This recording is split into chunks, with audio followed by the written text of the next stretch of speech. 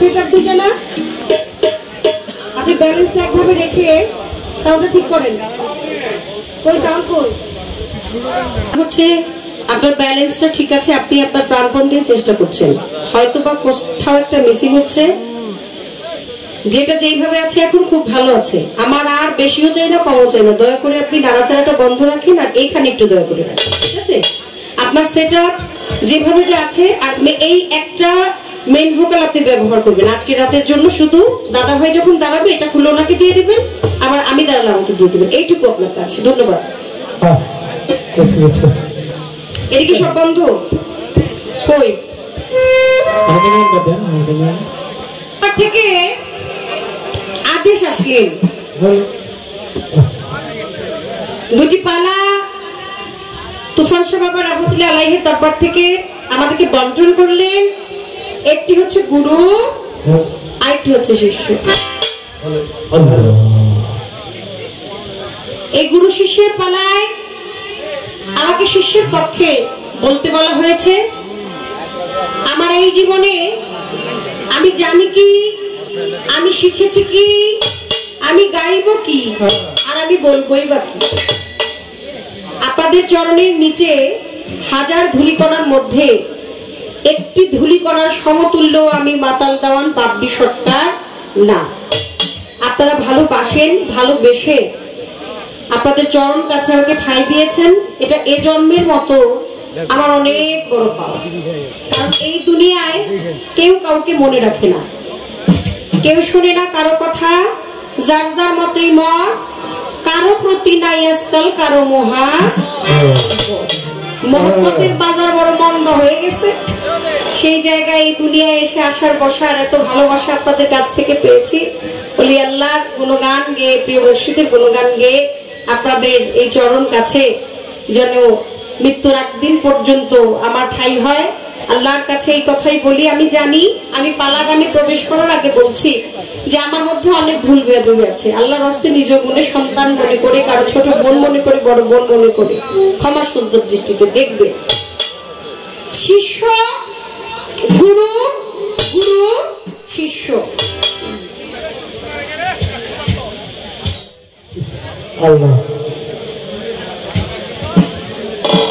Noise করার কারণ কি? আপনাকে আমি বলেছি যে এটা আপনি ধরেন না, তো না ধরলে কি হয় বলেন? এটা আমি ধরতেছি, আমার কাম আমি করতেছি। এটা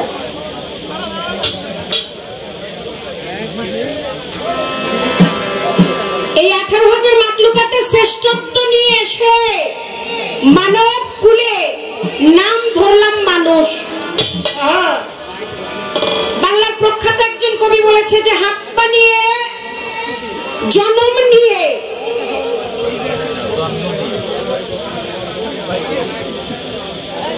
হাত পা নিয়ে জন্ম নিলেই মানুষ কয় না, তারে মানুষ হইতে কয়জন পারে। এবার মানুষ হইতে হইলে আগে নিজকে নিজে চিনতে হবে। আমার দয়াল নবী বলেছেন, কি বলেছেন? মান আরাফা নাফসাহু ফাকাত আরাফা রাব্বাহু। যে চিনেছে এই নফসকে, সেই চিনেছে আমার রবকে। আর সক্রেটিস বলেছেন নো বাই সেলফ। এই কথাটার ভাব অর্থ হচ্ছে নিজকে নিজেকে চিনতে হবে। এবার দয়াল গুরু শিষ্যের এই পালায় আমি যে আপনার ওই পথে গমন করব, আমি যে আপনাকে চিনব, আমি আপনার দেখানো ওই পথে হাঁটব, আমার আগে একটু নিজকে নিজে চেনার দরকার আছে। আসলে মূলত পক্ষে আমি কে? আজকে ঘোষণা হয়েছে বাংলার প্রখ্যাত সর্বশ্রেষ্ঠ একজন গায়ক কবিয়াল আরিফ দেওয়ান সাহেব গান করবে, এবং গান করবে মাতাল দেওয়ান বাবলি সরকার। গান করছে দেওয়ান বাবলি সরকার। বাবলি সরকার গান না। এই হাতটা হতে পারে দেওয়ান বাবলি সরকারের, এই হাতটা বাবলি সরকার না। এই কথা হতে পারে দেওয়ান বাবলি সরকারের, কিন্তু বাবলি সরকার কথা না। আমার একটু জানার দরকার। যদি মান আরাফা নাফসাহু ফাকাত আরাফা রাব্বাহু, দয়াল নবী বলেছেন যে চিনেছে নফসকে সেই চিনেছে আমার রবকে, তাহলে বাবলি সরকারটা কে? আমি আপনাকে চিনতে চাই, আপনাকে বুঝতে চাই, আপনাকে আমার মধ্যে লালন করতে চাই। জন্ম জন্মান্তরের জন্য আপনাকে প্রতি স্বীকার করে আপনার ওই চরণে আমি তা সত্য স্বীকার করে জন্ম জন্মান্তরের জন্য ভক্তি দিয়ে পড়ে থাকতে চাই। কিন্তু যে বুঝে না ব্যাকরণ, তার বিদ্যা শিক্ষাই অকারণ। ব্যাকরণ না বুঝা যদি বিদ্যা শিক্ষা করতে চাই, তাহলে সবকিছুই অকারণ হয়ে যাবে। আগে আমি আমার একটু চিনা লই, আগে আমি আমার একটু বুঝা লই, আমার পায়ের তলার মাটিটা শক্ত করে লই, তারপরে দেখি যে আপনার বাড়ির মাটি দিয়ে হাইটা কেমনে আমার যাইতে। লিখেছেন আমার মাতাল কবি রাজ্জাক দেওয়ান, মাতাল বাবার একটি গান গাই।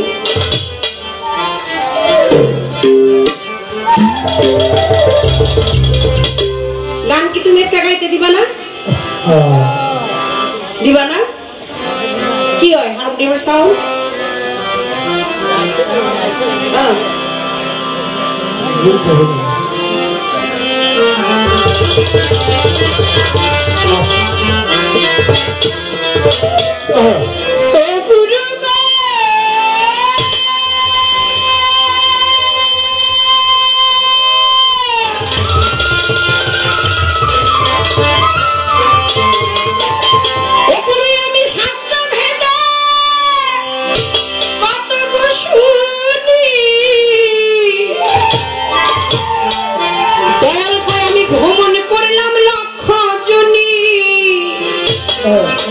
আমার আরিফ জান, তারপরে আমি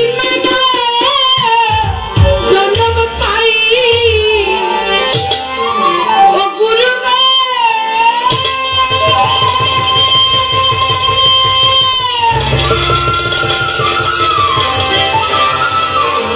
আমি শুনি দয়াল রে আমি ভ্রমণ করিলাম লক্ষ চুরি।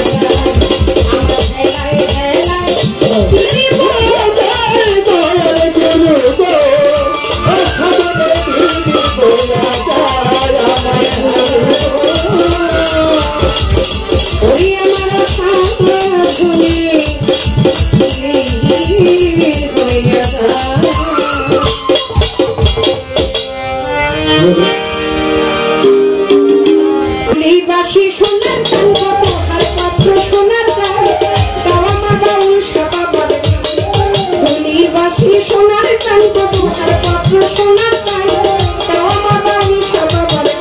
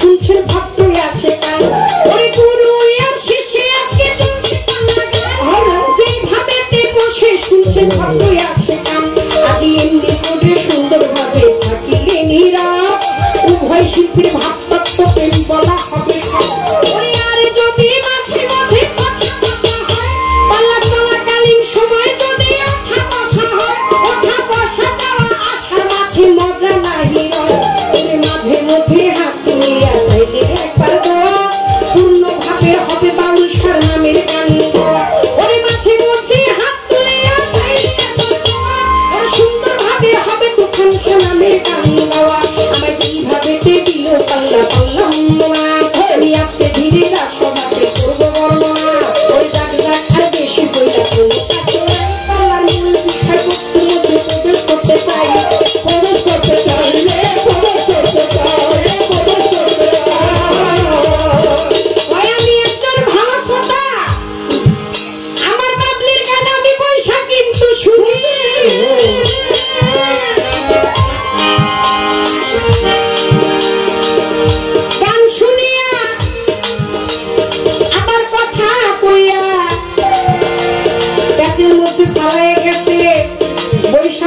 চিন্তা করি আমি এই প্যাস কেমনে ভাঙি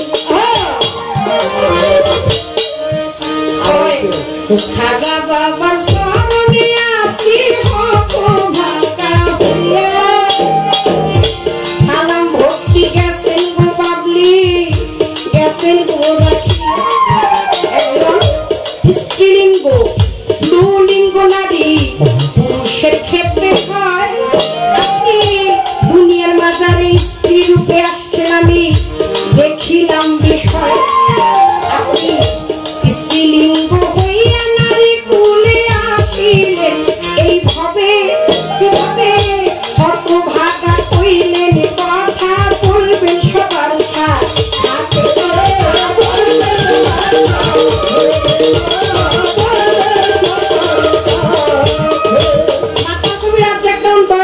ভাবুক একটা গান লিখছে গানটা গাইলাম শিষ্যের গলায় থেকে অসাধনে দিন বয়ে যায় দয়াল গুরু আমার অসাধনে দিন বয়ে যায় দয়া শাস্ত্র ভেদে কত শুনি আমি ভ্রমণ করলাম লক্ষ শুনি আমি তারপরে তো মানব জন্ম পাই বলো তোর জীবিতে কত কাল ছিলাম আমি কেমন হাল এই ভ্যাল মোশন কি ছিল মোর দেখেন মাইটা দেহ রসের তাতে হারি তাতে ৭২,০০০ নারী এই নারী দেহের কোন জায়গায় অনেক কথাটা কি পুরুষের লেগে লাগছে না নারীর লেগে লাগছে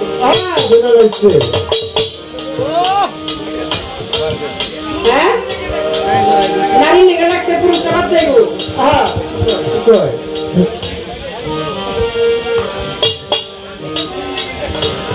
আমি তোমার অধীন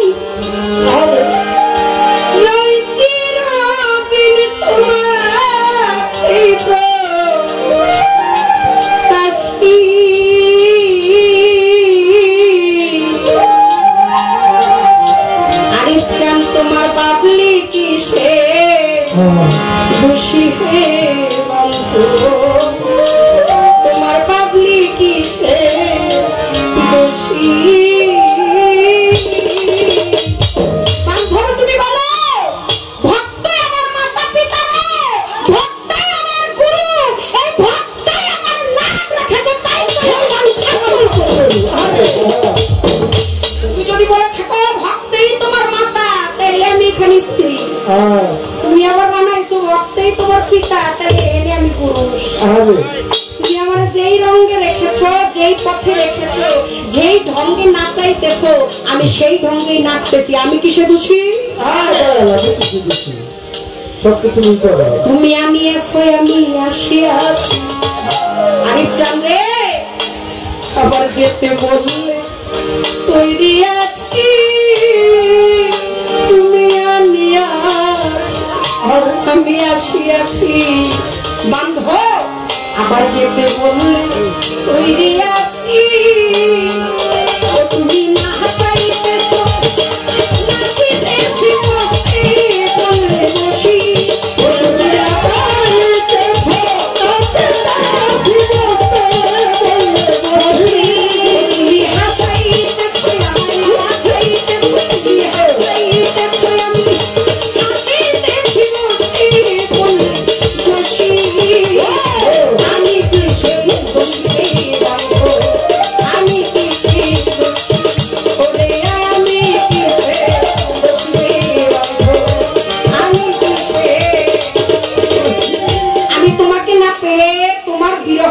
কখনো অভাগা, কখনো আমি অভাগী।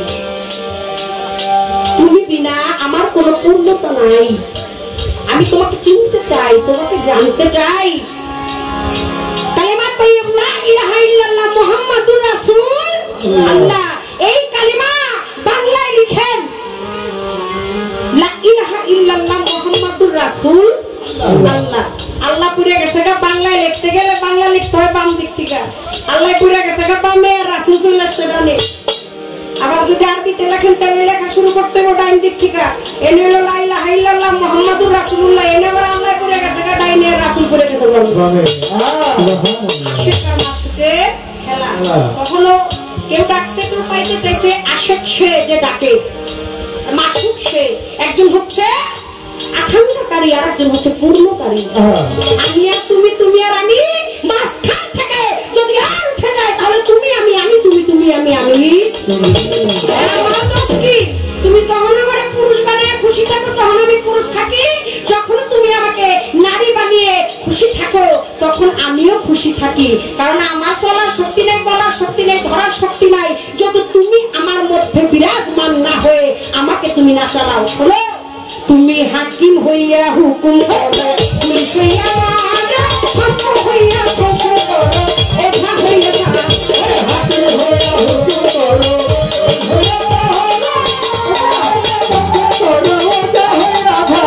করো, হাকিম হইয়া পুলিশ হইয়া মারো, হইয়া প্রশ্ন করো, ওঠা হইয়া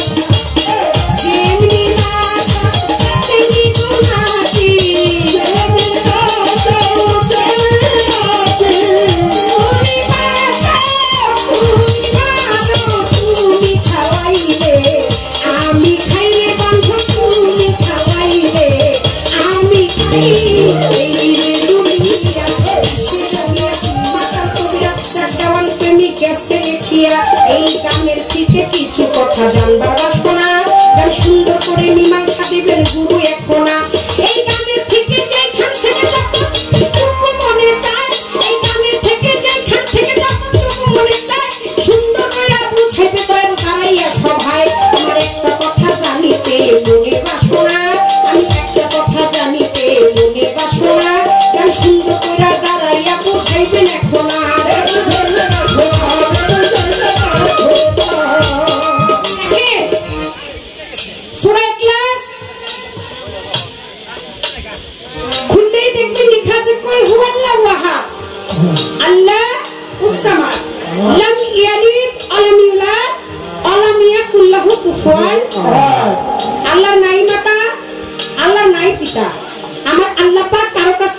নেয় নাই, কাউকে জন্ম দেয় নাই।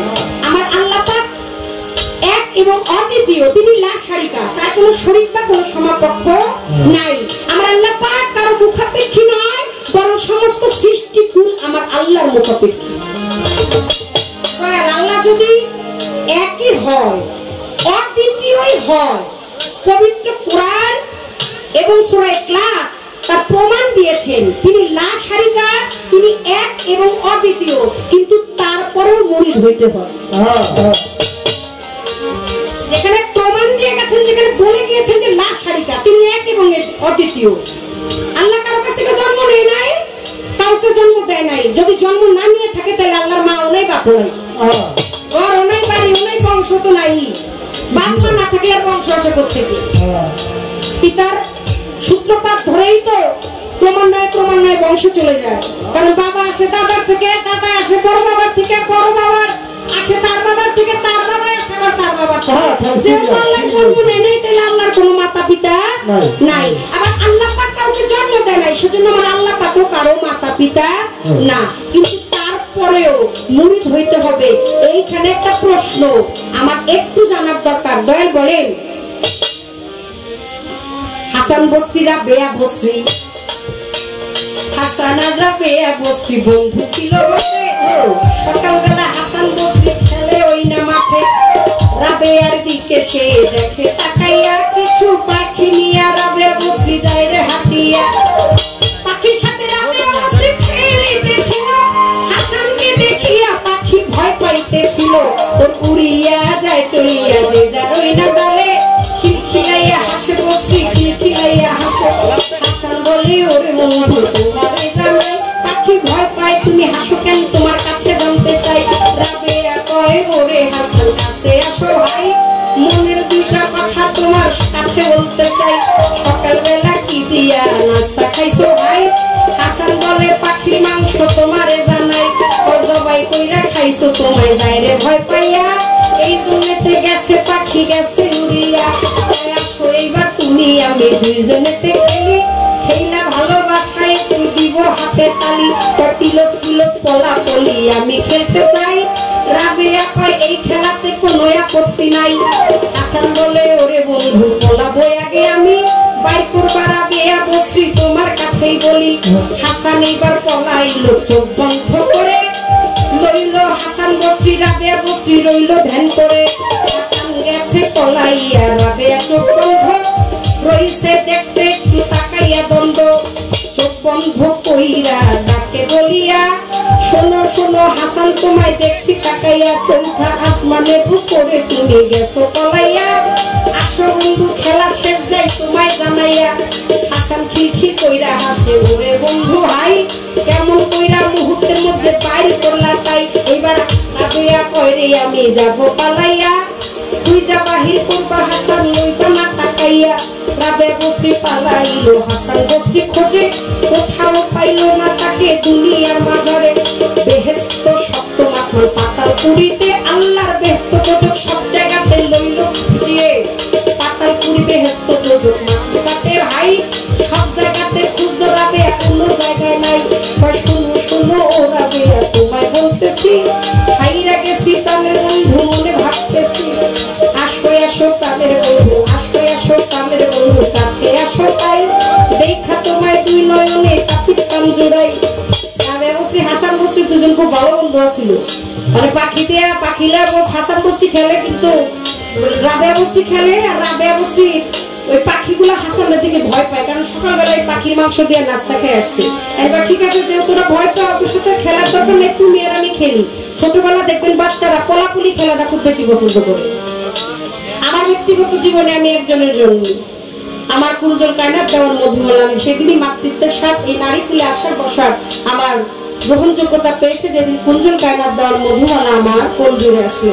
এর মাঝে মধ্যেই মানে খুঁজে পাই না। তার খুব প্রিয় পছন্দ কি, সে পলাপলি খেলে। খেলে আবার একজন আর একজনের টু দেয়, টু খাইতে গেলে একটু বেশি করে আর কি, মানে একটু নিয়ে একবার মুখে দিলেই সে খালি ঘোরে আর খেলে। খাটের তলে যায়, কখনো আলমারির নিচে যায়, কখনো পর্দার ইয়েতে যায়। তো যখন বলি যে কোথায় কুঞ্জল, কোথায় তুমি? তোমাকে তো খুঁজে পাই না। খুঁজে পাওয়া ছোট মানুষ তো, ও একটু জায়গা পাইলে ওইটার নিচে চলে যায়। আমাদের তার ওই জায়গায় যাওয়া সম্ভব না। আবার মাঝে মধ্যে এমন এমন জায়গায় লুকায়, মানে খুঁজে বের করাটাই কষ্টকর। তখন ডাক যখন বাবা কোথায় তুমি, তখন একটু মানে টু দিছে, মানে ওইখানে আছে। এটা বাচ্চাদের খুব ভালো একটা খেলা, আর বন্ধু বন্ধু এই খেলাটা খুব ভালো পছন্দ করে। হাসান বস্তির রাবেয়া বস্তি খেলে। হাসান বস্তি হলো প্রথমে পলাইছে, রাবেয়া বস্তি ধ্যান করে চাই দেখে যে হাসান কই পলাইছে। হাসান তাড়াতাড়ি আসো, তোমার দেখছি তুমি ওই জায়গায় আসো। হাসান বস্তি খিলখিল করে হাসে করে, রাবেয়া তুমি খুব চালাক, মুহূর্তের মধ্যে আমার খুঁজলাম। চালাকি তোমার লগে খেলতাছি না, খেলতাছি সব বলন্তিস। আমি লুকাবো, তুমি খুঁজবা, তুমি লুকাইছো, আমি খুঁজা বের করছি। এবার আমি লুকাইতেছি, তুমি আমার খুঁজে বের করো। রাবেয়া বস্তি পালাইছে। রাবেয়া বস্তিকে একদিন, 2 দিন, 3 দিন, 7 দিন কত হয়ে গেছে, কিন্তু রাবেয়া বস্তিকে আর হাসান বস্তি খুঁজে পায় না। আল্লাহ বেহেশত দোজখের সপ্তম আসমানে, পাতালপুরীতে, পৃথিবীর আনাচে কোনাচে, জান্নাত জাহান্নামে সর্ব জায়গায় খোঁজে, কিন্তু কোথাও রাবেয়া বস্তিকে পায় না। রাবেয়া বস্তিকে না পাইয়া পরাণ গেছে কাতর হয়ে। কয় হাইরা গেছি প্রাণের বন্ধু, বন্ধুরে আমি তোমারে জানাই, সামনে আসলেই থাকো মায় তাকে। রাবে আমি হারিয়ে গেছি, আমি হার মানলাম, কিন্তু তুমি বিনা আমি আর থাকতে পারতেছি না। তোমার বিরহে প্রাণ বড় কাতর হয়ে গেছে। রাবেয়া সামনে আসো, তোমার দেখে একটু এই প্রাণটা দূরাইতে চাই। রাবেয়া বলছি মুহূর্তের মধ্যে আসলো। কয় হাসান কি খবর? কয় বন্ধু খবর ভালো না। খবর ভালো না বন্ধু, কই আসিলা? মুহূর্তের মধ্যে বললাম যে হাইরা গেছি, আর মুহূর্তের মধ্যে চলে আসলা। এত কাছে তুমি ছিলা, আমি যে তোমার খুঁজে পেলাম না। কই কই খুঁজছো? বেহেশত দোজখ থেকে শুরু করে সপ্তম আসমান, পাতালপুরী, এমন কোন জায়গা নাই দুনিয়ার, সব জায়গায় তোমার খুঁজছি, কোথাও তোমার পাই নাই। হাসান এত জায়গা খুঁজলা রে বন্ধু, ডাইনে খুঁজলা, বামে খুঁজলা, পূর্ব পশ্চিম সব জায়গায় খুঁজলা, বেহেশত খুঁজলা, দোজখ খুঁজলা, সপ্তম আসমান খুঁজলা, পাতালপুরী খুঁজলা, সর্ব জায়গায় খুঁজলা, কিন্তু একবার হৃদ মন্দিরে খুঁজলা না। এত জায়গায় খুঁজলা, তোমার ভিতরে একবার খুঁজলা না, তোমার হৃদয়ে খুঁজলা না। ওরে তুই চোখের জ্বালা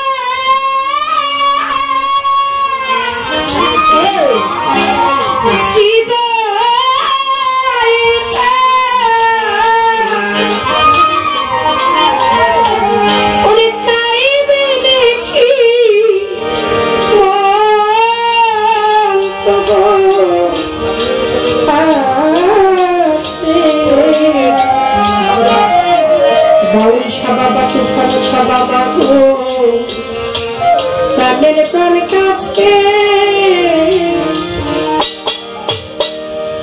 একবার আখি রে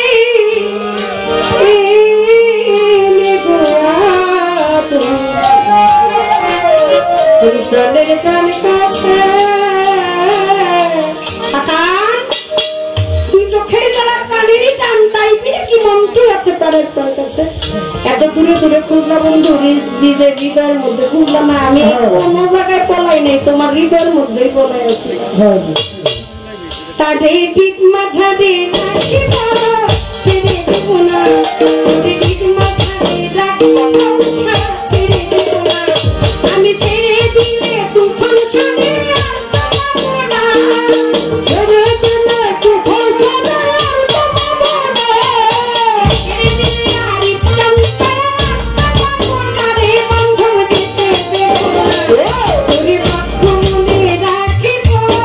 যেতে দেব না, তোর হৃদয় মাঝে রাখিব।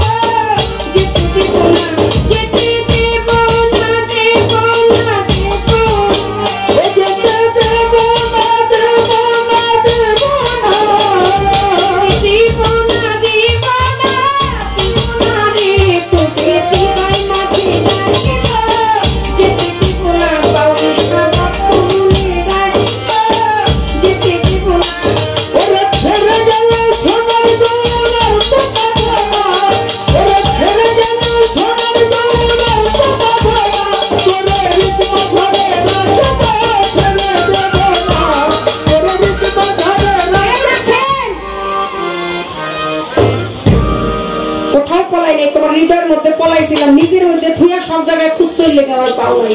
হাসান বস্রি কয় বন্ধু তুমি খুব চালাক, কোনোদিন কোনো খেলা খেলা তোমার লাগে আমি জিতি না, শেষ একটা খেলা তোমার সাথে খেলতে চাই। কয় কি খেলা? কয় গেল বিয়া বিয়া খেলা। বিয়ে করতে চাই রাবেয়া, বিয়ে করতে চাই, আসলে দুজন আসো দুইজন বিয়া কইরা বাসর করতে চাই। ওরে বিয়ে করতে চাই রাবেয়া, বিয়া কইরা দুইজনেতে বাসর করতে চাই। রাবেয়া কয় প্রাণের বন্ধু একটা প্রশ্ন করি, এইখানেতে একটা কথা আমি জানতে চাই, বিয়া কার সাথে কার হয় যাইবা আমায় কইয়া। হাসান কয় নারীর সাথে পুরুষের হইয়া যায় রে বিয়া। কয় নারীর সাথে পুরুষের যদি বিয়া হয় তাহলে তুমি নারী পুরুষ, তুমি নারী কিংবা পুরুষ কথা জানতে মনে নয়।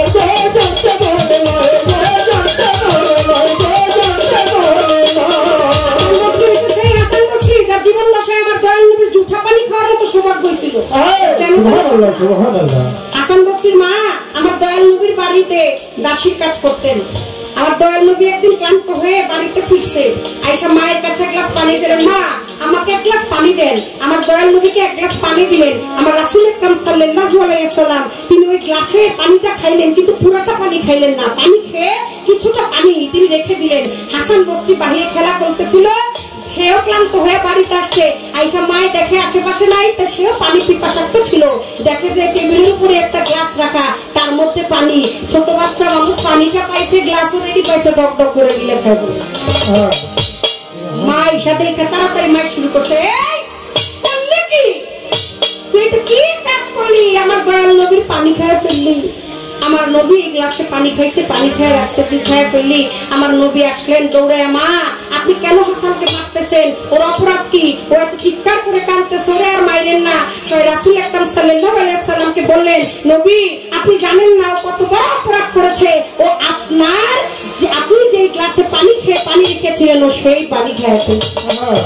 আমার মা কয় আপনি, আমার রাসূল আকরাম সাল্লাল্লাহু আলাইহি ওয়াসাল্লাম বলে, দয়াল নবী বলে, মা ওরে মাইরেন না, ও শুধু এই পানি খায় নাই, আমার বেলায়েতির অর্ধেক হাসিল করে নিয়ে গেছে।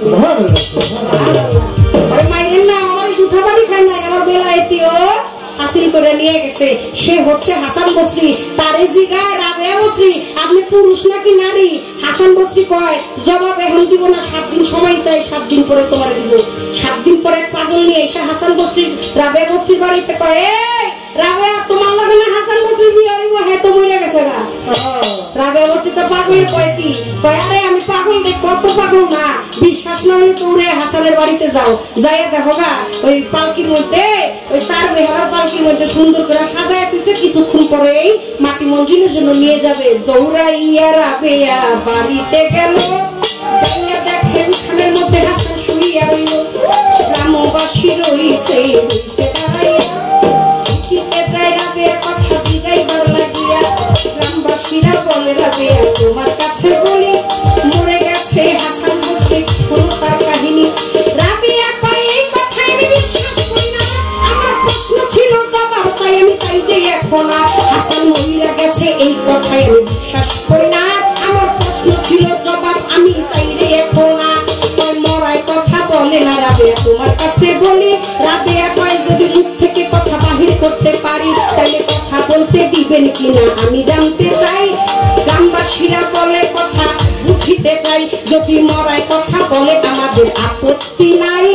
রাবেয়া কয় এইখানেতে সবারে বুঝাই, কথা বলতে চাই। হাসান বস্রি মরে গেছে, যদি মরে যায় আল্লাহ নিয়ে থাকে, আমার কোনো দুঃখ নাই, আফসোস নাই, কিন্তু আমার একটা প্রশ্ন আছে, যতক্ষণ পর্যন্ত আমার কথার জবাব রাবেয়া বস্রি না দিবে, যতক্ষণ পর্যন্ত রাবেয়া বস্রি এই কথা হাসান বস্রি জবাব না দিবে, ততক্ষণ পর্যন্ত আমি তার যাইতে দিব না,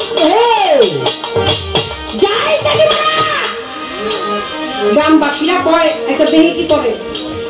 হাসান বস্রি রে সেদিন রাবেয়া বস্রি প্রশ্ন করছিল, এই হাসান তোমার কাছে জানতে চাইছিলাম তুমি পুরুষ নাকি নারী, জবাব না দিয়া কই যাও? সেদিন মরারও জবান খুলে গেল। হাসান বস্রি জবাব দিলেন, রাবেয়া তোমার প্রশ্নে আমি বড় শরম পাইছি, বড় লজ্জা পাইছি রে বন্ধু। যতদিন আমি দুনিয়ায় আসছিলাম ততদিন নারী রূপেই আসছিলাম। প্রকৃত আর প্রকৃতি একজন প্রকৃত। দাদা গুরু খালিদ সাহেব বলেছে,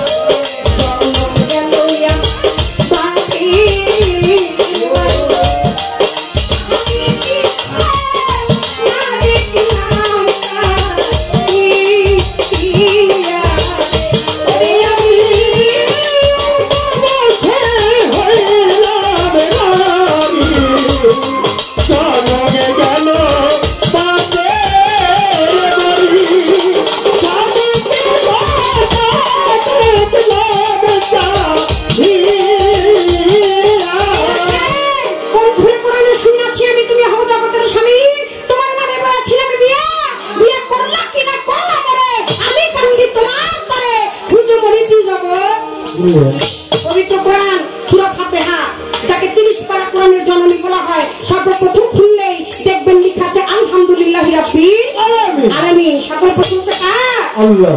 আর রহমানির রহিম, যিনি দয়ালু হতে দয়ালু, মালিক ইয়াউমিদ্দিন। দাদা গুরু খালেদ সাহেব বলছে পবিত্র কোরআনকে সাক্ষী রেখে, বন্ধুরে কোরআনে শুনেছি আমি, তুমি তো জগতের স্বামী, তোমার নামে বইয়াছিলাম বিয়া। হাসান বসরি ওই কথাই কয়, একজন হচ্ছে প্রকৃতি হয়ে আজকে প্রকৃতির সাথে মিলনের সাথে আমি চলে তোমার এই প্রশ্নে বড় স্বরূপ পাইছি। যতদিন আসছিলাম তারে তো পেয়েছিলাম দয়া। আরে দয়া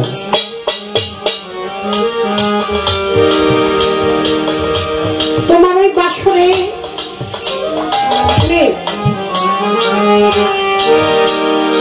তোমার ওই বাসরে আমি যেতে চাই। আমার এই মান অহংকার ত্যায্য করে তোমার এই চরণ দুটি আমার বুকে নিয়ে জন্ম জন্মান্তরের জন্য আমি দাসত্ব স্বীকার করতে চাই।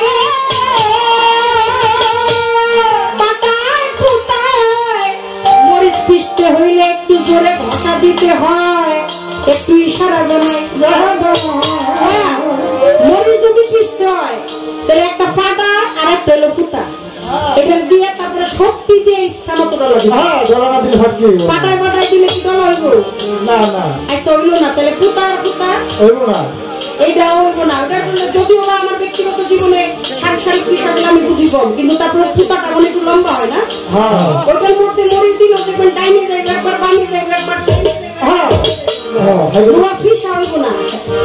কোরআনে শুনেছি আমি, তুমিও জগতের স্বামী, তোমার নামে বলেছিলাম বিয়া। হাসান বসরি বলছে জগতের মধ্যে একজন প্রকৃত, একজন পুরুষ, স্বরূপ লইয়া দেখো চাইয়া পুরুষ নহে সবই।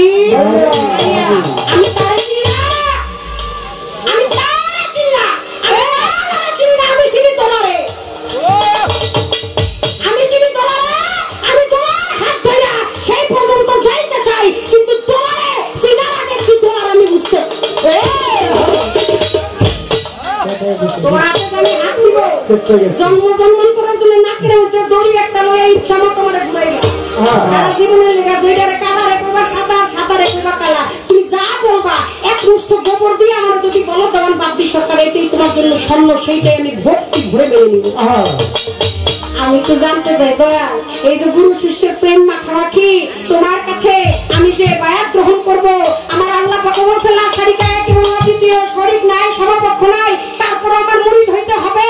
আমি যে প্রেমিকটা নির্বাচন করব, একজন পত্নী নির্বাচন করব, আমার একটু জানার দরকার তুমি পুরুষ নাকি নারী।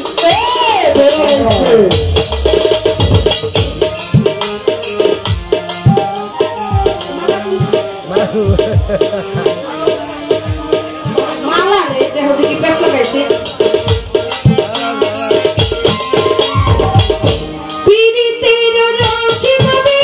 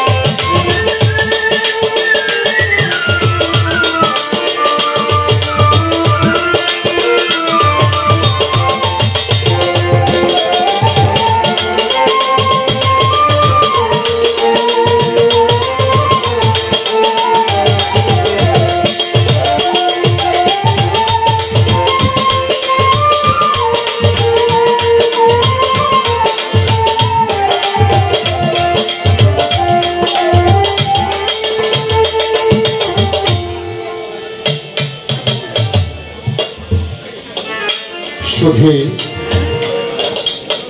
অত্যন্ত প্রাঞ্জল ভাষায় রাগ অনুরাগ মান অভিমান প্রেমের মাধ্যমে অনেক অনেক কথা আমরা শুনলাম।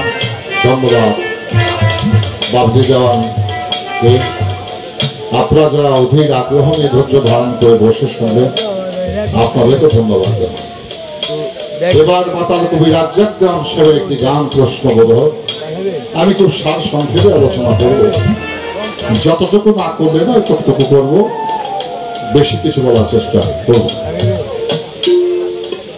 অসাধনায় দিন বয়ে যায় দয়াল গুরু গো, আমার অসাধনায় দিন বয়ে যায়।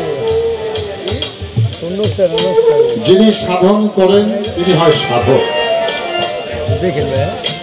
যিনি সাধনা করেন না তিনি হচ্ছেন অহিত, যিনি সাধন করেন তিনি হচ্ছেন প্রেমিক। যে সাধনার গুরুত্ব বুঝেও সাধনা করলো না সে হয়ে গেল অহিত।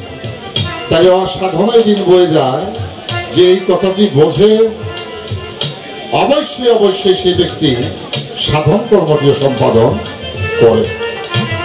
রাখলাম। এবার প্রশ্নটা, নিজকে নিজে যদি চিনলে আল্লাহকে চেনা যায়, তাহলে আমি আমাকে কিভাবে চিনবো তার কৌশল। এই একটা কথার মধ্যেই হাজার কথা হয়ে যাবে। গান শুনলাম, গুরু গো আমি লক্ষ কোটি জনম ভ্রমণ করেছি, শাস্ত্রভেদে কত শুনি, ভ্রমণ করে লক্ষ জনি, তারপরেতে মানব জনম পায়। কোন জনিতে কতকাল কেমন ছিল আমার হাল, বেশভূষা ছিল কি আমার গায়ে। শেষ করবে কথাটা অল্প দিয়ে। এই যে গত পরশুদিন কুরবানি হয়ে গেল, এই পশু কি আমার মতো পাঞ্জাবি শার্ট বাবলির মতো শাড়ি কাপড় পরে? কি পশু নাকি? পরে না। তো পশুর গায়ে একটা পোশাক, পদ্ধতি পোশাক দিয়েছে। ওই পোশাকে গরম থেকেও বাঁচে, ঠান্ডা থেকেও বাঁচে। তার গায়ে দিয়েছে চামড়া, চামড়ার উপরে দিয়েছে অগণিত পশম। যেমন তাপ থেকে সে সুরক্ষা পায়, তেমনি শীতল ঠান্ডা থেকেও আল্লাহ তাকে সুরক্ষা দেয়। আসেন গাছ বৃক্ষ, এই গাছের মধ্যে থাকে বাকল। বাকল শূন্য হয়ে গেলে গাছটি মারা যায়। এই গাছের বাকল হচ্ছে গাছের গায়ের পোশাক। আমি তুমি যে মানুষ হয়েছি, এই আশরাফুল মাখলুকাত, তাই সৃষ্টি শ্রেষ্ঠ জীব, তাই তোমাকে এবং আমাকে ইজ্জত নিবারণ করার জন্য পোশাক গায়ে দিতে হয়। কিন্তু এমন একটা দিন ছিল নারীও উলঙ্গ থাকতো, পুরুষরাও উলঙ্গ থাকতো, যে যুগটির নাম হচ্ছে আদিম যুগ। কথা সত্য না মিথ্যা? কিন্তু এই পোশাকের আবিষ্কার বা পোশাক পরিচ্ছদ পরিধান এই বিষয়টা অনেক পরে আসছে, অনেক পরে তার সৃষ্টি হয়েছে। এবার আসা যাক, আমার তোমার পোশাক যেহেতু আমরা আশরাফুল মাখলুকাত, বাবা আদম মা হাওয়া গন্ধম খেয়ে গুনাহগার হয়েছিলেন। বাবা আদমকে সন্দীপ, মা হাওয়াকে জেদ্দা। ৩৫০ বৎসর কান্নাকাটি করার পর তাদের মিলন হলো। আরো পৃথিবী ছিল অন্ধকার, কেউ কাউকে দেখে না, শুধু হাতায় উপলব্ধি করে যে আমার বেহেশতের মধ্যে এই হাওয়াই আমার সাথে ছিল। হাওয়া ও বাবা আদমকে শুধু হাতায়, আর তিনি অনুভব করেন এই আদমই তো আমার সাথে বেহেশতে ছিল। আজকে নিষিদ্ধ ফল দণ্ডম বক্ষণ করে পৃথিবীতে আল্লাহ আমাদেরকে পাঠালো, কিন্তু আমি দেখি না হাওয়াকে, হাওয়া দেখে না আমাকে। আল্লাহর কাছে ফরিয়াদ করলেন, হে বারে খোদা, তুমি কি আমাদেরকে গন্ধমের সেই গুনাহ থেকে মাফ করবে না? ৩৫০ বৎসর কান্নাকাটি করে করলাম, আরাফাত ময়দানে মিলন হলো, কেউ কাউকে চোখে দেখি না। আল্লাহ মালিক বললেন, হে আদম, তুমি উত্তর আকাশের দিকে তাকাও। তখন আদম উত্তর আকাশের দিকে তাকিয়ে দেখলেন খোদার পবিত্র আরশের গায়ে লেখা কালেমা তাইয়্যিবা লা ইলাহা ইল্লাল্লাহু মুহাম্মাদুর রাসূলুল্লাহ সাল্লাল্লাহু আলাইহি ওয়াসাল্লাম। এই কলেমা যখন পাঠ করলেন, পৃথিবী ছিল অন্ধকার হয়ে গেল আলোকিত। এবার তাকায় দেখে বেহেশতের জামা আদমের গায়েও নাই, হাওয়ার গায়েও নাই। উলঙ্গ মানুষ দেখতে কি খুব ভালো লাগে নাকি বাবা? যদিও ভালো লাগে কিছু সময়ের জন্য, তারপরে আর ভালো লাগে না, কথা শুধু ইশারায় বলবে। এবার দেখলেন আদম উলঙ্গ, হাওয়া উলঙ্গ, দুইজন দুইজনকে দেখে তারা লজ্জা পাইলেন। লজ্জা কেন পাইলেন? তারা তো সৃষ্টির সামাজিক মানুষ, সেটাকে মানুষ কখনো বিভৎস থাকতে পারে না। আল্লাহর কাছে ফরিয়াদ করেন, কি করবো এখন, ইজ্জত নিবারণ করবো কিভাবে? এবার আল্লাহর কুদরতের সামনে সেই আরাফাত ময়দানের পাশে যেখানে হজ করলেন, এই তো গত 5 দিনের আগের দিন, এটাকে বলা হয় আরাফাত ময়দান, আরবিতে বলে আরাফাত, বাংলায় বলে পূর্ণ মিলনের স্থান। এবার যখন বাবা আদম লক্ষ্য করে তাকিয়ে দেখলেন আল্লাহর কুদরতের সামনে একটা গাছ প্রকাশ পেয়েছে। ওই গাছের মধ্যে মাত্র 8টা পাতা। কয়টা? 8টা। 5 আর 3 কত? আর বাবা আদম 3টা পাতা। ওই গাছটা না হলো আঞ্জিন গাছ, কোরআনের ভাষায় বলা হয়েছে আঞ্জিন গাছ। আঞ্জিন গাছ থেকে 3টি পাতা নিলেন বাবা আদম তার ইজ্জত নিবারণ করতে। আজও তার প্রমাণ, পুরুষ লোক মারা গেলে তাকে 3 কাপড় দেওয়া হয়, কাফনের কাপড়টা 3 টুকরা। চলো, আর কোন নারী লোক যদি মারা যায়, সেই আঞ্জিন গাছের পাতা 2 স্তনে 2টা, ইজ্জত স্থানে 1টা, মুখের মধ্যে 1টা, মাথায় 1টা, এই 5টা আঞ্জিন গাছের পাতা নিয়েছেন মা হাওয়া। আজও তার প্রমাণ, কোন নারী লোক মারা গেলে তাকে 5টি কাপড় দেওয়া হয়। তাইলে পোশাক আসলো মানুষের জন্য। এখন প্রশ্ন করেছে, আমার কোন জনিতে কতকাল আমি ছিলাম? বাবা রে, 84 লক্ষ জনি, এটা হিন্দু মাইথোলজিতে ব্যাখ্যা। আমাদের মুসলমান ধর্মের পুণ্যজনম আছে, কিন্তু হিন্দু মাইথোলজিতে যে ব্যাখ্যা দিয়েছে সেই ব্যাখ্যার সাথে অনুরূপ নয়, এটা ব্যতিক্রম। তবে যেহেতু প্রশ্ন আমাকে করেছেন, আমি তার জবাব দেব। পৃথিবীতে আয়জা, বয়জা, গেজা। আয়জা বলতে কি বুঝি? আয়জা বলতে বুঝি নর এবং নারী মেলামেশা করে, তাতে বাচ্চা প্রসব করে। আমরা মানুষ হইলাম সেই আয়জা। ঘোড়া, গরু, হাতি, মহিষ, এটা হচ্ছে আয়জায় বন্য, বাচ্চা প্রসব করে। এটা হলো 6000। 6000 হলো বয়জা। মদ্দা পাখি, মাদি পাখি মিলন করে, মাদি পাখি ডিম পারে। ডিম যখন পাড়া শেষ হয়, তার দেহের মধ্যে ভাবের একটা জ্বর আসে, তাপ আসে, ওই তাপটাকে ডিমের উপরে দেয়। দিতে দিতে দিতে দিতে মুরগির বাচ্চা 21 দিনে ফোটে। কাক শালিক হলে 14 দিন। তদ্রুপ কোনো কোনো পাখি আছে 7 দিনেও বাচ্চা ফোটে। এই তাপ দিয়ে বাচ্চা ফোটায়। এই 6000 হলো বয়জা। কোরআনে বলে বয়জা, বাংলায় বলে ডিম থেকে যে বাচ্চা হয় সেটাকে বলা হয় বয়জা সৃষ্টি। এবার আসেন, 6000 হলো গেজা। কৃষক লোক মাটিতে চাষাবাদ করে সেই মাটির মধ্যে বীজ বপন করে, মাটির তাপ থেকে সেই বীজ থেকে অঙ্কুর বাহির হয়, কাণ্ড বাহির হয়, ডালপালা হয়, সেই গাছের মধ্যে ফল ফুল ধরে। এটা আম গাছ, জাম গাছ, লিচু গাছ ইত্যাদি ইত্যাদি। এটা 6000। এখন 84 3 দিয়া আপনারা ভাগ করেন, ভাগ করে পাওয়া যাইবেন যে কোন জনিতে কতকাল মানুষ আমরা ছিলাম। সবকিছু শেষ। এবার 72,000 নারী, 72,000 নারী। এক ঋষিকার আর দীর্ঘিকারের ব্যবধানে আকাশ জমি হয়ে যায় অক্ষম। এক নারী হলো মহিলা, আর এক নারী তো শরীরের দেহের মধ্যে নারী দিয়েছে রগ। মাত্র শিরা ধরলে বোঝা যায় সে কেমন অবস্থায় আছে। এই রগের মতো রগ এই মানব দেহের মধ্যে 1000 2000 নয়, 72,000 রগ দিয়েছেন। এটাকে বলা হয়েছে নারী। নারী মানে রগ। এবার আসা যাক, তার মধ্যে 2টা নারী হচ্ছে প্রধান। একটা নারীর নাম হলো সুমতি, একটা নাম হলো কুমতি। সুমতি সুবুদ্ধি যোগায়, আর কুমতিতে আকাম কুকাম পৃথিবীতে যা ঘটে সব কুমতির প্রবঞ্চনায় হয়। শেষ। এবার আসলো এই দেহে 49 বায়ু। কয়টা বায়ু? 49 হিয়া, 49টি বায়ু। এবার কোন বায়ুতে পরমায়ু? মানব দেহের মধ্যে 5টা আত্মা দিয়েছেন, জীবাত্মা, পরমাত্মা, আত্মা, রামাত্মা, রামেশ্বর আত্মা, সংকেশ্বর। কোরআনের ভাষায় বলা হয়েছে রু নামাদি, রু জামাদি, রু হাওয়ানি, রু ইনসানি, রু কুৎসি। তার মধ্যে এই 49টা ভাগে বিভক্ত হয়েছে। এই গানটি এবং এই প্রশ্নটি জবাব হয়ে যাবে আমার একটা গানের মাধ্যমে। আমি সেখান থেকে জবাব দিয়া আর মুর্শিদ ধরবো কেন, এইটুকু বইলে আমার পালা শেষ।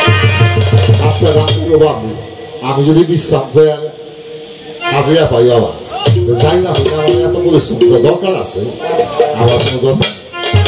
যাই হোক, আশা করি আপনাদের অবদান সেই শ্রবণ করবেন। ছোট্ট করে কি গান করবেন?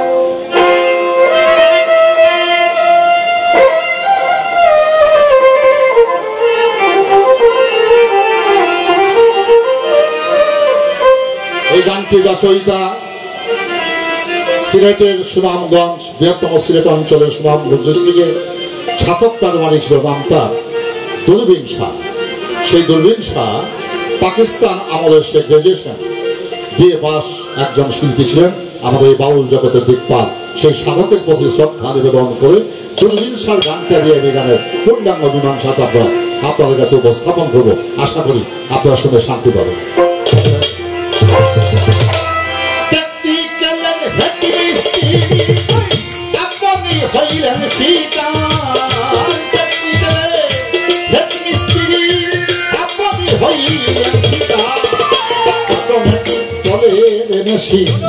এই দেহ সবা বাতিব না অটোমেটিক করে মেশি এই দেহ সবা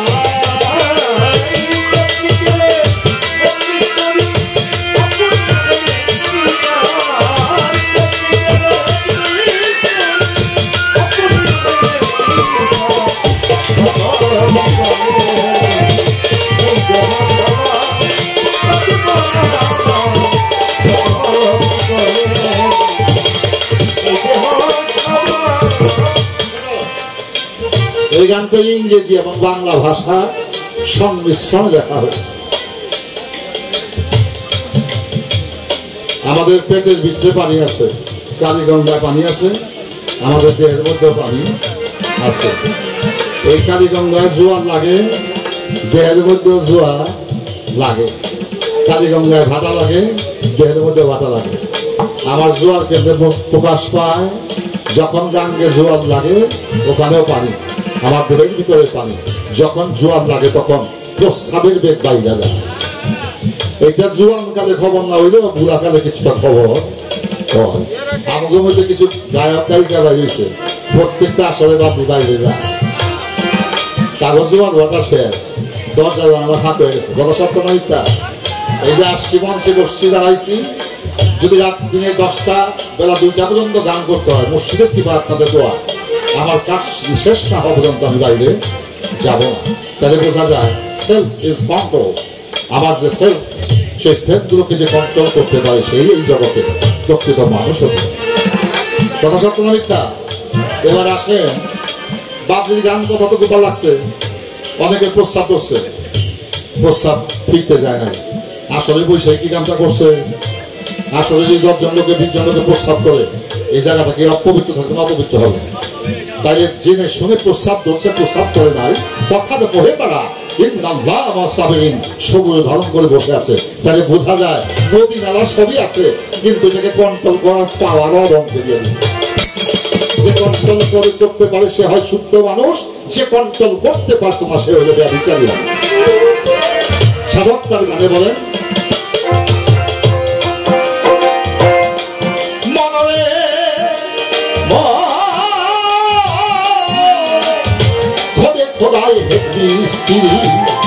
চারজনা তার কর্মচারী, 16 জন আছে প্রহরী, 5 জন হয় প্যাসেঞ্জার।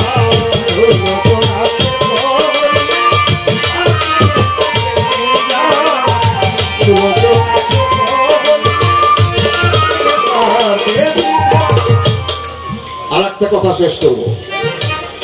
সূরা ইখলাস শুনলাম, পবিত্র কোরআনের সূরা ইখলাস। আউযু বিল্লাহি মিনাশ শাইতানির রাজিম। বিসমিল্লাহির রহমানির রহিম। কুল হুয়াল্লাহু আহাদ, আল্লাহুস সামাদ, লাম ইয়ালিদ ওয়া লাম ইউলাদ ওয়া লাম ইয়াকুল লাহু কুফুয়ান আহাদ। আল্লাহ অদ্বিতীয়, দ্বিতীয় কোনো মাবুদ নাই। তিনি লাংকার নিরাশা, তার কোনো শরীক নাই। তিনি কারো গর্ভ থেকে জন্ম দেয় নাই, তিনি কাউকে জন্ম দেয় নাই। সব ঠিক আছে। আমার গানে বলা হইল, এটা কোরআন ভিত্তিক কথা আছে। খোদাই হেড মিস্ত্রি, 4 জন তার কর্মচারী, 16 জন আছে প্রহরী, 5 জন হয় প্যাসেঞ্জার। খোদার 70,000 ফেরেশতার মধ্যে 4 জন ফেরেশতা হলো মনোনীত, আজরাইল, জিবরাইল, ইসরাফিল, মিকাইল। এই আদমকে সৃষ্টি করতে 4 জন ফেরেশতাকে লাগাইছে। তাহলে খোদায় করে নাই, কিন্তু খোদার ফেরেশতা দিয়ে করাইছে। খোদায় জন্ম দেয় নাই, কিন্তু ফেরেশতা দিয়ে বানাইছে। তাইলে এখানে বলা হয়েছে এই বিশ্ব ব্রহ্মাণ্ডে প্রভু যা কিছু করিয়াছেন তার কুদরতি হস্তে করিয়াছেন। এই 4 জন ফেরেশতায় মিলা এই গলা পর্যন্ত তৈরি করছে, আর পারে না। আল্লাহর কাছে ফরিয়াদ করে, বারে খোদা, এখন কোন রূপে কোন নকশা নিয়ে এই আদমের মুখমণ্ডল তৈরি করব, আমরা ভেবে চিন্তে কোনো কিছুই সাব্যস্ত করতে পারি না। আল্লাহ বলেন, ফেরেশতারা খামোশ, থামো। নিম্ন কাফের গিলাফকে ওই আদমকে ঢাকা রাখা হলো 70,000 বৎসর। এই 70,000 বৎসর যখন অতিক্রম করলো, ওই গিলাফ যখন সরাইলেন, তাকায় দেখে আদমের চেহারাটা তৈরি হয়ে গেছে আল্লাহর কুদরতি হিসাবে। এখানে কোরআন শরীফে বলেছেন, খালাকাল আদম সুরাতেহি, আল্লাহ বলেন, আমি আমার নিঃস্বতে আদমকে তৈরি করিয়াছি। তোমার কথা গেল একদিকে, আর আমার কোরআনের কথা ব্যাখ্যা দিলে আমার হবে। আল্লাহ কোরআনে বলেছেন, খালাকাল আদম সুরাতেহি, আমি আমার নিঃস্বতে আদমকে তৈরি করিয়াছি। তার প্রমাণ, পৃথিবীতে 700 কোটি মানুষ, কোন মানুষের চেহারার সাথে কারো কোনো মিল নাই। আসেন, ন্যাশনাল আইডি কার্ড, ফিঙ্গারপ্রিন্ট, এই 700 কোটি মানুষের কারো আঙ্গুলের ছাপের সাথে কারো কোনো মিল নাই। মিল নাই কেন? আমার প্রভু বেমেসাল, তার সৃষ্টিও বেমেসাল। আল্লাহ আল্লাহর মতো, আরিফ দেওয়ানের মতো, বাবলি দেওয়ানের মতো। হয়ে গেল সূরা ইখলাস। এইভাবে দেখতে হবে। তিনি কিছুই কর্ম করে না। বাবারে খোদার মুখও আছে, হাতও আছে, চোখও আছে। যদি প্রশ্ন আসে জবাব দেবো, না হলে খামাখা বিনা কারণে এত পরিশ্রম করার ত্যাগ আমার করে না।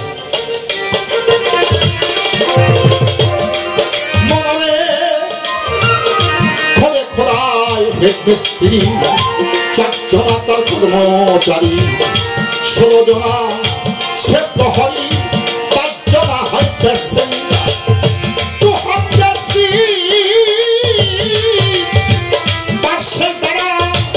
এই মানব দেহ বলল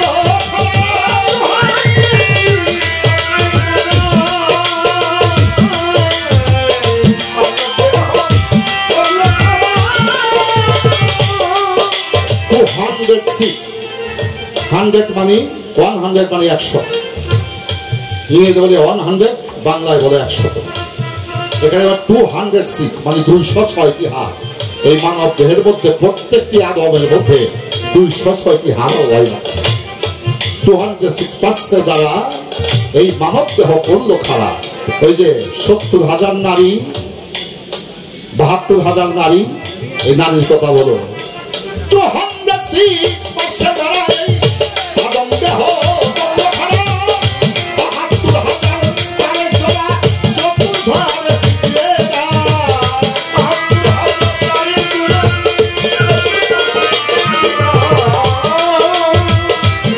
লেদার মানে চামড়া, বাংলায় কয় চামড়া, ইংরেজিতে বলে লেদার। 72,000 তারের জোড়া চতুর্ধারে ফিরতে দেয়। আবার দেহের কাবারটা কি দিয়ে বানাইছে? চামড়া দিয়ে বানাইছে। এবার এখানে বলা হলো 72,000 নারী, 206টি হাত, চামড়া দিছে। আমার দেহের যে মানব দেহের যে আবরণ, সেই আবরণটা চামড়া দিয়ে ঢাকা হয়েছে। এবার সাধকতার গানে বলবে, মানুষ লাইন বেলাইনে সদাই চলো ছোট। এবার দিনে 3 বার কয়লা দিলে, ধুধু কইরা আগুন জ্বলে, মাঝখানে আসে বয়লা। ধুধু কইরা আগুন জ্বলে, মাঝখানে আসে বয়লা। ধুধু কইরা আগুন জ্বলে, মাঝখানে আসে বয়লা। বাংলায় বলে হৃৎপিণ্ড, ইংরেজি ভাষায় বলে হাড়। মানুষ যখন মারা যায় তখন কি শরীর গরম থাকে না ঠান্ডা হয়? ঠান্ডা হয়। কেন ঠান্ডা হয়? এই যে বয়লার থেকে তাপ দিত, এই বয়লার নাই, তাই ঠান্ডা হয়ে গেছে, হার্ট ক্লোজ। এখন তাকে ডাক্তার সার্টিফিকেট দিয়েছে, ডেথ সার্টিফিকেট, সে মৃত্যুবরণ করিয়াছে। তো এবার মানুষের 3 বার কয়লা দেয়, গাড়ি যেমন চালাইতে তেল লাগে, এই আদম গাড়িতে চালাইতে 3 বার তাকে হাত নিতে হবে। কথা সত্য না মিথ্যা? তাই সাধক তার গানে বলে। আমার তো বাংলা ভাষায় হইতো আমি গায়ে হইতাম, যেহেতু ইংরেজি ভাষা ব্যবহার করা হয়েছে, আমার মতো অনেক কম শিক্ষিত মানুষ থাকতে পারে, এই তাদের জন্য হইলে বলা। লাইন বেলাইনে সদাই চলে, দিনে 3 বারে কয়লা দিলে, ধুধু কইরা আগুন জ্বলে, মাঝখানে আছে ময়লা। ধুধু কইরা আগুন জ্বলে, মাঝখানে আছে ময়লা। ধুধু কইরা আগুন জ্বলে, মাঝখানে আছে ময়লা। ইলেকট্রিকা রেন্টেল বলে মানুষের লাগাতে তোলাগি জ্বলে।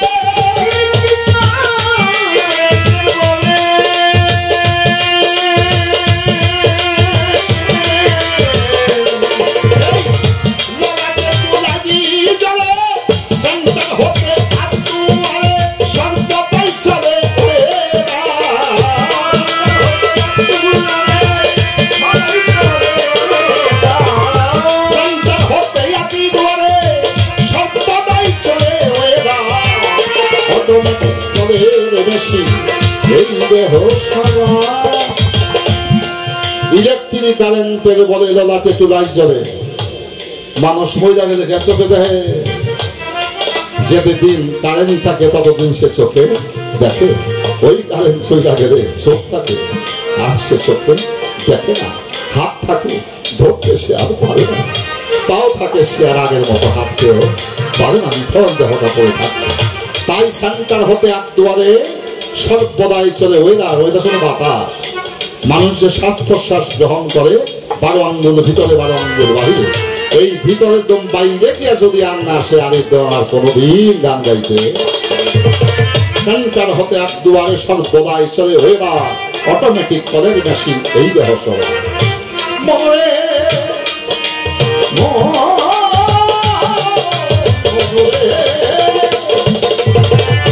হৃৎপিণ্ড হয় ঘড়ির কাঁটা, ভিতরে তার 14 কোঠা, কোঠায় কোঠায় নকশা কাটা, তার মধ্যে আছে বস্তা।